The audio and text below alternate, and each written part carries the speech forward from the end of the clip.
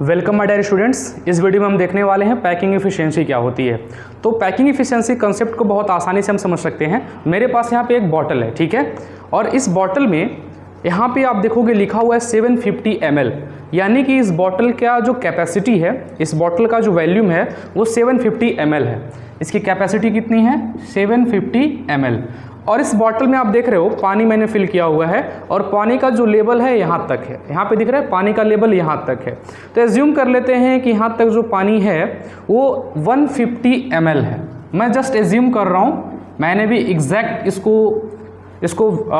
Measure नहीं किया है कि 150 ml, लेकिन जस्ट एज्यूम करते हैं कि यहाँ तक जो पानी फिल है वो 150 ml है। तो यहाँ से क्वेश्चन बन सकता है कि बताओ इस बॉटल की पैकिंग एफिशिएंसी क्या है। इस बॉटल की इस समय पैकिंग एफिशिएंसी क्या है, यानी कि इस बॉटल में कितना हिस्सा पानी से फिल है और कितना हिस्सा पानी से खाली है। ये कॉन्सेप्ट है पैकिंग एफिशिएंसी का। मतलब बस इतना जानना कि कितना हिस्सा भरा हुआ है, टोटल इसके 100% में से कितना परसेंट फिल है, उसे ही बोलते हैं पैकिंग एफिशिएंसी। निकालेंगे कैसे? बहुत आसान कंसेप्ट है।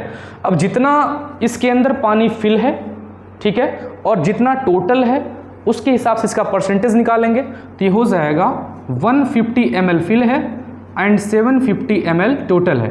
मल्टीप्लाई कर देते हैं 100 से, ऐसे मल्टीप्लाई कर देंगे 15 5 जा 75, 1/5 into 100, 0.2 into 100, near about approx 20%। कितना आ गया? 20%। यानी कि इस बॉटल की जो पैकिंग एफिशिएंसी है कितनी है? 20% है। ये फार्मूला जनरली आप हर जगह यूज करते हो। जैसे कि अगर आप कहीं एग्जाम देते हो, 10th का दिया होगा एग्जाम, तो सपोज करो 10th का जो टोटल नंबर है वो 600 मार्क्स के थे, ठीक है, और उसमें आपने 300 मार्क्स गेन किए थे। मल्टीप्लाई कर दो 100 से, कितना आ जाएगा? 1/2 इंटू 100, नियर अबाउट 50%। ऐसे निकालते हो ना, ये परसेंटेज का कॉन्सेप्ट ये तो पता है ना, परसेंटेज कैसे निकालते हैं। अगर आपको परसेंटेज निकालना आता है तो यकीन मानो पैकिंग एफिशिएंसी बीसीसी का, एफसीसी का और ईसीसी का बहुत आराम से निकाल सकते हो, किसी का भी पैकिंग एफिशिएंसी। मतलब ये पैकिंग एफिशिएंसी का मतलब कितना भरा हुआ है, यही तो निकालना है।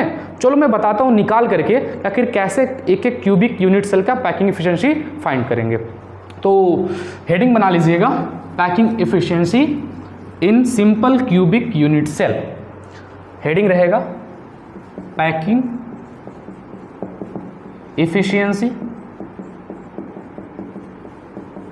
इन simple cubic unit cell. Simple cubic unit cell. और सिंपल क्यूबिक यूनिट सेल जो होता है वो आपको स्ट्रक्चर याद होगा, वो कुछ ऐसा ही दिखता है। क्या ऐसा ही दिखता है? ये क्या है? Simple cubic unit cell.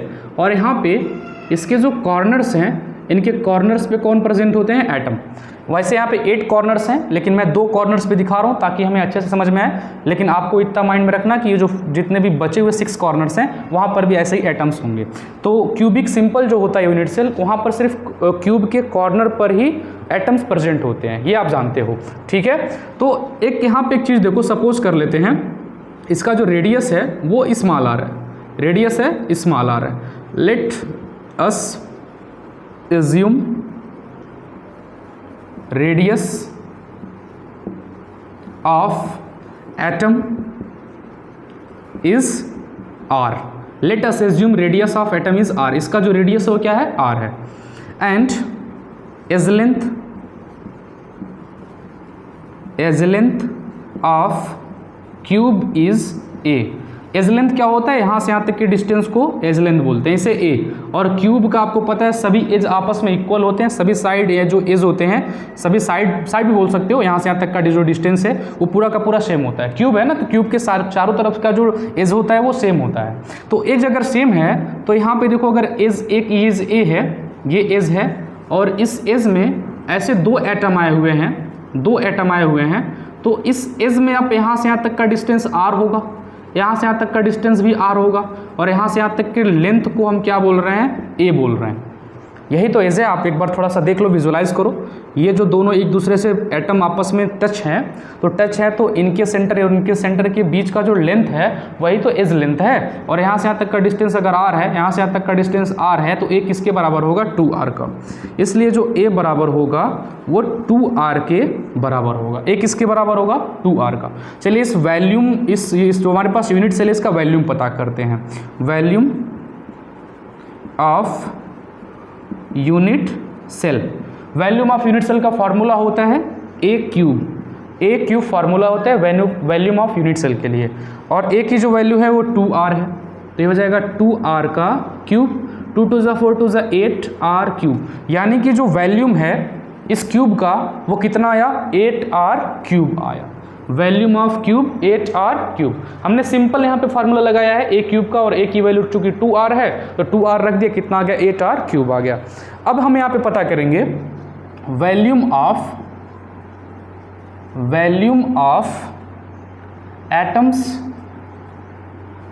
Of atoms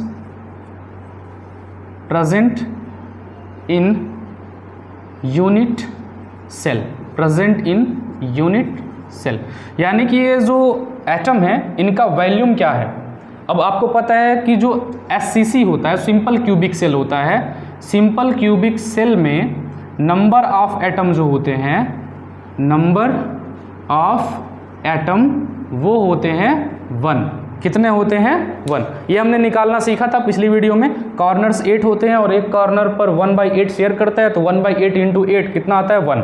यानी कि इसके पास जो एटम है वो 1 है, और एक एटम का जो वैल्यूम होता है 4/3 पाई r क्यूब। वैल्यूम 4/3 पाई r क्यूब इसलिए होता है कि एटम को हमने एक स्फेयर माना है, और स्फेयर का जो वैल्यूम होता है 4/3 पाई r क्यूब होता है। तो 4/3 पाई r क्यूब हो गया। नंबर ऑफ एटम कितने हैं 1, तो टोटल वैल्यूम ऑक्यूपाई किया गया एटम्स के द्वारा कितना है 4/3 पाई r क्यूब। वो किसके लिए, तो इसके लिए। अब हमें क्या निकालना है पैकिंग इफिशियंसी, तो यहाँ पे निकालेंगे पैकिंग इफिशियंसी। तो पैकिंग इफिशियंसी निकालने के लिए इसका कितना वैल्यूम ऑक्यूपाई है पहले वो ले लो। ऑक्यूपाई कितना है 4/3 पाई r क्यूब। टोटल कितना है, टोटल है 8r क्यूब। मल्टीप्लाई किससे कर दो 100 से, r क्यूब से r क्यूब कैंसिल, 4 1 ज़ा 4, 4 2 ज़ा 8, एंड 2 का मल्टीप्लाई 3 में 2 3 ज़ा 6, ऊपर बचा 1/6, पाई भी बचा है इंटू 100। यानी इसको ऐसे लिख सकते हैं क्या, पाई/6 इंटू 100 ऐसे लिख सकते हैं। पाई की वैल्यू होती है 3.14, तो 3.14 इंटू 100/6। अब ये 2 0 मिलकर इसके पॉइंट को हटा देंगे, ये हो जाएगा कितना 314/6। 314/6 काट देते हैं 6 से, 6 1 ज़ा 6, 6 5 30, 6 2 ज़ा 10, एंड 6 3 ज़ा 18, 6 3 ज़ा 18, 6 3 ज़ा 18, नियर अबाउट 52.333 आ रहा है। यानी कि अप्रोक्सीमेट बोल सकते हैं कि 52.4%। यानी कि जो सिंपल क्यूबिक यूनिट सेल है उसके अंदर 52.4% हिस्सा कवर होता है और बाकी का हिस्सा खाली होता है। कोई पूछ ले कितना खाली होता है, जिसको 100 से आप माइनस कर सकते हो। 100 से 52.4 को क्या कर दो माइनस, ये कैरी देगा 10 में से 4 कितना बचेगा 6, 9 में से 2 कितना बचेगा 7, 9 में से 5 कितना बचेगा 4।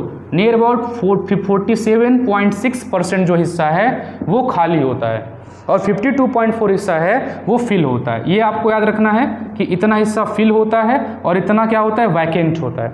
47.6% वैकेंट होता है, 52.4% भरा हुआ होता है। तो माय डियर स्टूडेंट, ये हमारे पास था सिंपल क्यूबिक यूनिट सेल की पैकिंग एफिशिएंसी कैसे निकालते हैं, ये प्रोसेस रहा।